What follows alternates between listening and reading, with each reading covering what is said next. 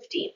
That is the number of active shooter incidents that took place just last year, according to the Federal Bureau of Investigation's report, Active Shooters Incidents in the United States in 2022. Past active shooter events and statistics have helped develop life-saving tactics and programs. I am credible to inform you on this subject due to my research and the multiple active shooter trainings that I've attended. I am going to inform you of 2 past active shooter events, some programs developed because of those events, and what to do if you are ever in an active shooter situation. Moving into the body of the speech, the first main point should provide some background information into prior active shooter events. An active shooter is an individual actively engaged in killing or attempting to kill people in a confined and populated area. In most cases, active shooters use firearms, and there is no pattern or method in their selection of victims. That term came from the October 2008 U.S. Department of Homeland Security booklet titled Active Shooter: How to Respond.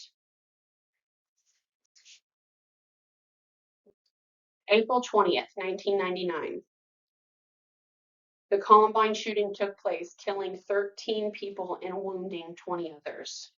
The Columbine shooting was, at the time, the worst high school shooting in U.S. history, according to an article, Columbine Shooting on History.com, originally published in 2009 and updated in 2023.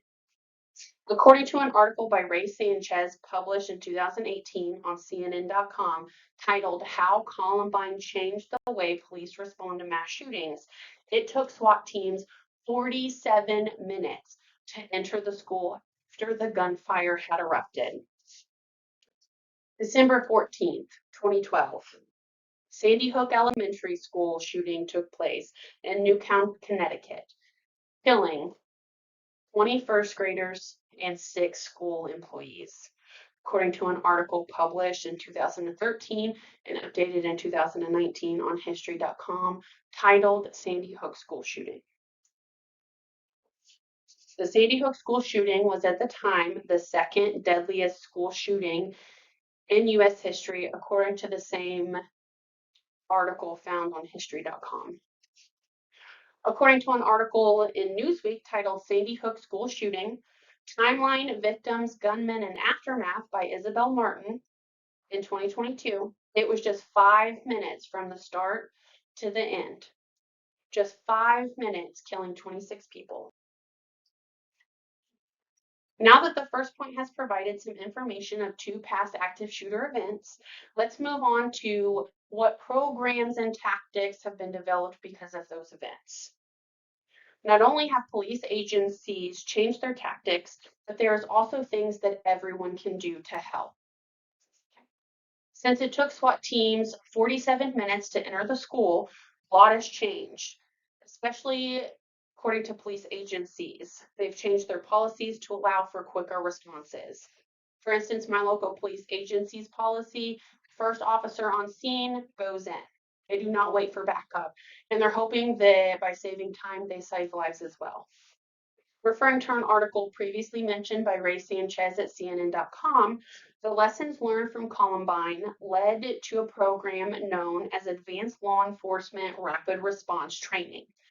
And also the goal changed.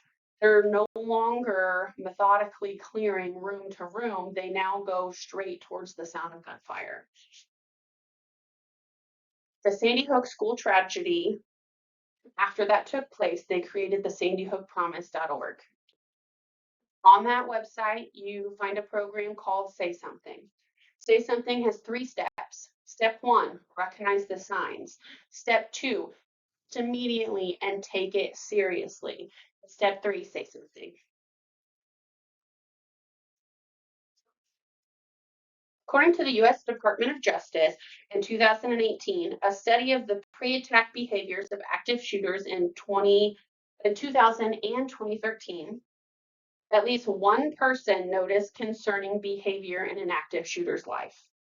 And on average, people from 3 different groups noticed concerning behavior for an active shooter. After being informed of past events and how those tragedies led to develop life-saving tactics and programs, let's move on to my final point, what to do if you are in an active shooter situation.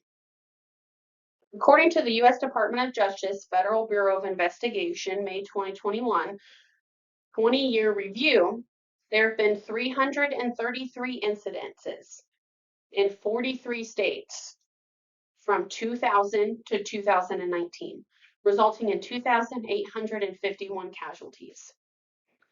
What to do if you were ever in an active shooter? You run, you hide, and you fight. The 3 most basic instructions brought to you by a YouTube video the FBI created several years ago.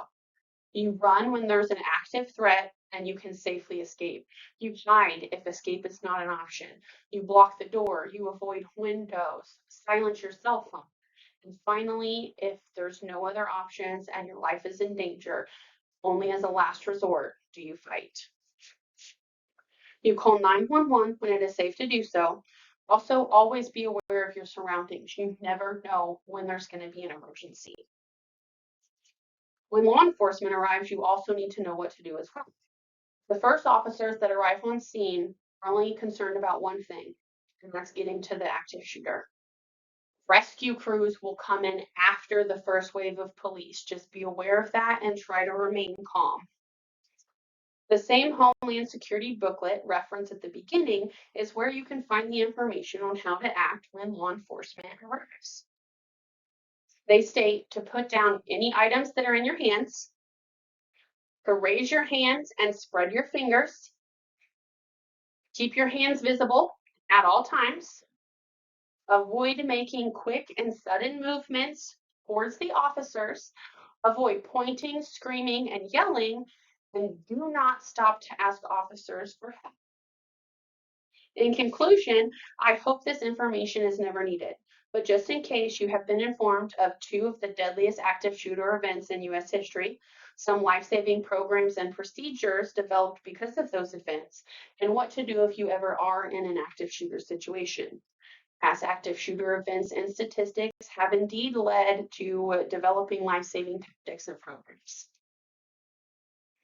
According to page 1-2 of the 2016 edition of ACTO Institute, Active Shooter Incidents for Public Safety Communicators, 2nd edition, it is no longer a matter of if it happens in our community, when. Knowing the warning signs and what to do in an active shooter event could help save a life, your life. Thank you.